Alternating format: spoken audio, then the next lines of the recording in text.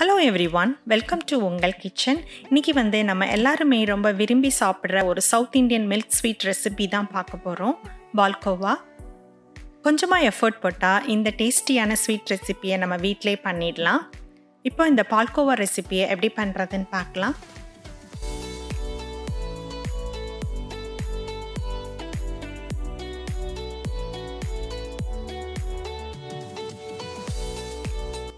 இந்த பால்கோவா பண்ணுறதுக்கு நான் ஃபுல் ஃபேட் ரா மில்க் தான் எடுத்திருக்கிறேன். நீங்கள் இது இல்லைன்னா எனி ஹோல் மில்க், அதாவது ஃபுல் ஃபேட் மில்க் தான் நீங்கள் யூஸ் பண்ணணும் இந்த ரெசிபிக்கு. நான் இந்த கப்பு மெஷர்மெண்ட் யூஸ் பண்ணி 4 cups ஆஃப் மில்க் எடுத்திருக்கிறேன். இது அப்ராக்சிமேட்லி 500 ml ஆஃப் மில்க் இதில் இருக்கும். அடுத்தது 1/4 cup சுகர். இந்த லெவல் எடுக்கும் போது நம்ம ஸ்வீட்னஸ் மீடியம் லெவலில் தான் இருக்கும். நீங்கள் கூடவோ குறையோ வேணும்னா நீங்கள் சுகர் லெவலை அட்ஜஸ்ட் பண்ணிக்கலாம். அதுக்கப்புறம் 3 அல்லது 4 டேபிள் ஸ்பூன் மில்க் பவுடர். இது சேர்க்கறதுனால நம்ம ஸ்வீட்டில் ஒரு ரிச் மில்க் ஃப்ளேவர் நமக்கு கிடைக்கும்.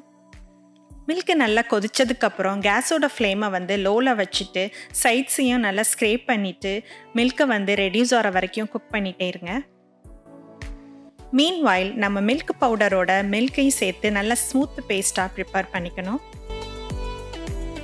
ஆஃப்டர் 20 minutes பார்த்தீங்கன்னா நம்ம மில்க் நல்லா திக்காகவும் க்ரீமி டெக்ஸ்சரில் வர்றதை பார்க்க முடியுது. ஸோ இந்த டைமில் நம்ம மில்க் பவுடர் பேஸ்ட்டை கொஞ்சம் கொஞ்சமாக சேர்த்து நல்லா மிக்ஸ் பண்ணிவிட்டு குக் பண்ணிகிட்டே இருங்க.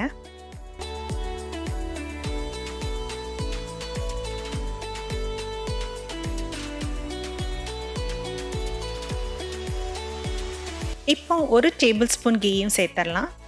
நான் மற்ற மில்க்லேயும் ட்ரை பண்ணி பார்த்தோம், ஆனால் இந்த ரா மில்கில் உள்ள பால்கோவா டேஸ்ட்டு மற்ற மில்க் யூஸ் பண்ணும் போது எனக்கு வரலை. அடுத்தது நம்ம எடுத்து வச்சுருந்த சுகரையும் சேர்த்துடலாம். பால்கோவானாலே நமக்கு எல்லாருக்கும் ஞாபகம் வர்றது ஸ்ரீவில்லிபுத்தூர் பால்கோவா தான். அந்த பால்கோவாவோட டேஸ்ட் அண்ட் ஃப்ளேவரே ரொம்ப தனித்துவம் தான்.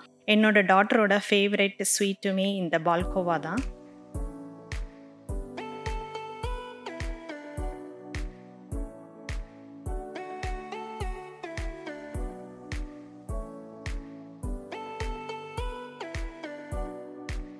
அரௌண்ட் 45 minutes ஆஃப் டைமிங்கில் பார்த்தீங்கன்னா இந்த பால்கோவா ஆல்மோஸ்ட் டன்.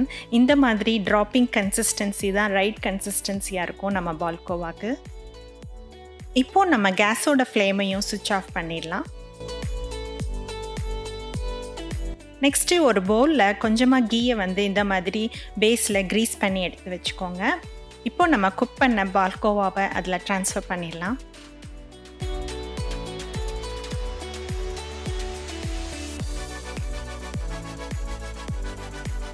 ஒரு ஃபியூ மினிட்ஸ் வெயிட் பண்ணிவிட்டு நீங்கள் ஒரு ஸ்பூனை வச்சுட்டு நம்மளோட பால்கோவாவை எடுத்துகிட்டு இப்படி ட்ராப் பண்ணிங்கன்னா அது கரண்டியில் ஒட்டாமல் ரொம்ப அழகாக விழுறதை நம்ம பார்க்க முடியும். இதுதான் ரைட் கன்சிஸ்டன்சி.